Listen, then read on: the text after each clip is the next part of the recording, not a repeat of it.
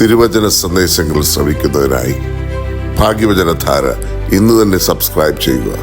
ദൈവം നിങ്ങളെ അനുഗ്രഹിക്കട്ടെ. ദൈവ തിരുനാമത്തിന് മഹത്വമുണ്ടായിരിക്കട്ടെ. ഭാഗ്യവചനധാര ശുശ്രൂഷയിലേക്ക് സ്വാഗതം. ഖലീൽ ജിബ്രാന്റെ അമ്മയെക്കുറിച്ച് ഇങ്ങനെ വായിച്ചിട്ടുണ്ട്. ഒരിക്കൽ അമ്മ മകനോട് പറഞ്ഞു, കല്യാണം കഴിക്കാൻ ഞാൻ ആഗ്രഹിച്ചിരുന്നില്ല, കന്യാസ്ത്രീയാകുവാനായിരുന്നു താല്പര്യം. അപ്പോൾ മകൻ ചോദിച്ചു, അമ്മ അങ്ങനെ ചെയ്തിരുന്നുവെങ്കിൽ ഞാൻ എവിടെയാകുമായിരുന്നു? അമ്മ മകനോട് പറഞ്ഞു, എങ്കിൽ സ്വർഗത്തിലെ മാലാഖമാരിൽ ഒരാളായി നിലനിന്നേനെ. എന്നിട്ട് അമ്മ മകന്റെ തോളിൽ തലോടിക്കൊണ്ട് പറഞ്ഞു, നോക്ക്, ഇവിടെ ഇപ്പോഴുമുണ്ട് ഒരു ചിറകൊടിഞ്ഞതിന്റെ അടയാളം. നമ്മൾ ഈ ഭൂമിയിൽ പിറന്നു വീണില്ലായിരുന്നെങ്കിൽ നിശ്ചയമായിട്ടും സ്വർഗത്തിലെ മാലാഖമാരിൽ ഒരാളായി നിലനിൽക്കുമായിരുന്നു. ഈ ജീവിതത്തിന് ശേഷവും ആ വാനാരൂപിയുടെ സംഘത്തിലേക്കാണ് നമ്മൾ പ്രവേശിക്കുവാൻ പോകുന്നത്. അതങ്ങനെ തന്നെയെന്ന് ഞാൻ വിശ്വസിക്കുന്നു. അല്ല എങ്കിൽ 5 വയസ്സുള്ള ഒരു കുഞ്ഞ് ഇങ്ങനെ ഒരു സ്വപ്നം കാണുമോ? അവളുടെ 8 വയസ്സുള്ള ചേച്ചി പെട്ടെന്ന് മരണമടഞ്ഞു.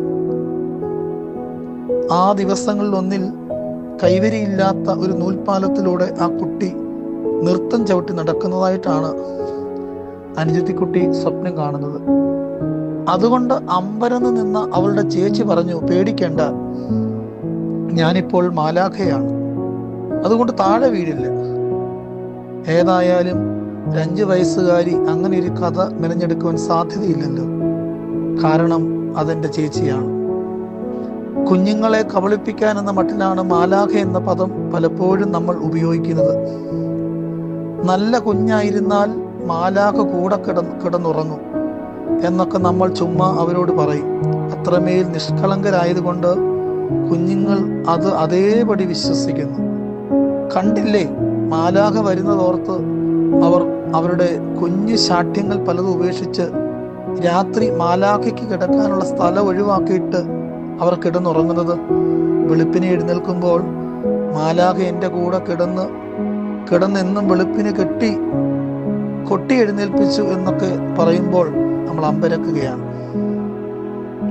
മാലാഖ ഇത്രയും സന്തോഷം നൽകുന്ന വേറെ ഏത് വാക്കാണുള്ളത്? വേദപുസ്തകം ആ വാക്കിന്റെ ഉറവിടം നൽകുന്നുണ്ട്. ബൈബിൾ ഉടനീളം മാലാഖമാരെ കുറിച്ച് പരാമർശങ്ങളുണ്ട്. ഉൽപ്പത്തിയിൽ ഏദൻ തോട്ടത്തിൽ കാവൽക്കാരായി കെറൂബുകൾ നിൽപ്പുണ്ട്. പിന്നെ അങ്ങോട്ട് നിർണായകമായ നിമിഷങ്ങളിൽ ദൈവത്തിന്റെ ദൂതുമായി വന്ന മനുഷ്യരുടെ ജീവിതത്തിൽ ഇടപെടുന്നതിന്റെ കഥകൾ വേദപുസ്തക ചരിത്രത്തിൽ എത്ര വേണമെങ്കിലും നമുക്കുണ്ട്. പുത്രനെ ബലി കഴിക്കുന്നതിൽ നിന്ന് അബ്രഹാമിനെ തടയാൻ ഒരു മാലാഖയാണ് എത്തുന്നത്. ഉൽപ്പത്തി പുസ്തകം 22:11. പിതാവായ യാക്കോബിന്റെ സ്വപ്നത്തിലും ഉൽപ്പത്തി പുസ്തകം 28-ാം അധ്യായം 10 മുതൽ 15. യാക്കോബ് പിതാവിന്റെ യാത്രയിലും 32-ാം അധ്യായം 1 മുതൽ 2 വരെ.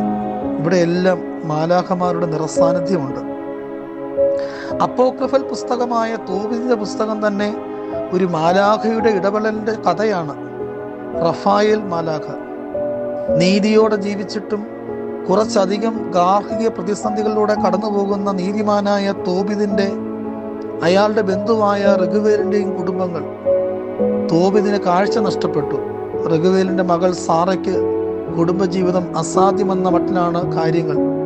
ഇരുവരുടെയും പ്രാർത്ഥന ദൈവസ്ഥനിലെത്തിയപ്പോൾ തോബിതിന്റെ കണ്ണുകളിലെ വെളുത്ത പടലം നീക്കം ചെയ്യാനും റഘുവേലിന്റെ പുത്രി സാറയെ തോബിതിന്റെ പുത്രൻ തോബിയാസിന് വധുവായി നൽകുവാനും അസ്മാദൂസ് എന്ന ദുഷ്ടഭൂതത്തെ ബന്ധിക്കുവാനും റഫായേൽ മാലാഖ നിയുക്തനായി. തോബിതിന്റെ പുസ്തകം 3-ാം അധ്യായം 16-17 വാക്യങ്ങൾ. അസറിയാസ് എന്നു പേരുള്ള ഒരു യുവാവിന്റെ രൂപത്തിൽ തോബിയാസിനെ സഹയാത്രികൻ എന്ന നിലയിലാണ് ആ ദൂതൻ വരുന്നത്. കുറച്ചധികം ദിനങ്ങൾ ദൂതൻ അവനോടൊപ്പമുണ്ട്. ഒടുവിൽ അവരുടെ ശിഷ്ടജീവിതം എങ്ങനെ ക്രമീകരിക്കണമെന്നുകൂടി പറഞ്ഞു കൊടുത്തിട്ടാണ് ആ ദൂതൻ തിരികെ പോകുന്നത്. പ്രിയമുള്ളവരെ, ദാനിയേലിന്റെ പുസ്തകത്തിലും മാലാഖയുടെ നിറസാന്നിധ്യം നമുക്ക് കാണാം. യെശയ്യാവിന്റെ പുസ്തകത്തിൽ പരിശുദ്ധൻ പരിശുദ്ധൻ പരിശുദ്ധനെന്ന് നിരന്തരം ആർത്ത് അട്ടഹസിച്ച് ദൈവത്തെ മഹത്വപ്പെടുത്തുന്ന സെറാഫുകളുടെ നിരകൾ യെശയ്യാവിന്റെ പുസ്തകം 6-ാം അധ്യായത്തിൽ നമുക്ക് കാണാൻ സാധിക്കും. നമുക്കും വേണ്ടേ ഒരു മാലാഖയുടെ സാന്നിധ്യം? നമുക്കും വേണ്ടേ മാലാഖയുടെ സംരക്ഷണം? എന്നാൽ പിതാക്കന്മാർ നമ്മളെ പഠിപ്പിക്കുന്നത് നമുക്കൊരു കാവൽ മാലാഖയുണ്ടെന്നാണ്. ആ കാവൽ മാലാഖയെ ദുഃഖിപ്പിക്കാതെ, വേദനിപ്പിക്കാതെ, സങ്കടപ്പെടുത്താതെ നമുക്കും ജീവിക്കാം. കളങ്കമില്ലാതെ, വിശുദ്ധിയോട്, നിർമ്മലതയോട്, ദൈവകരങ്ങളിൽ, മാലാഖമാരുടെ സംരക്ഷണത്തിൽ. ആമേൻ.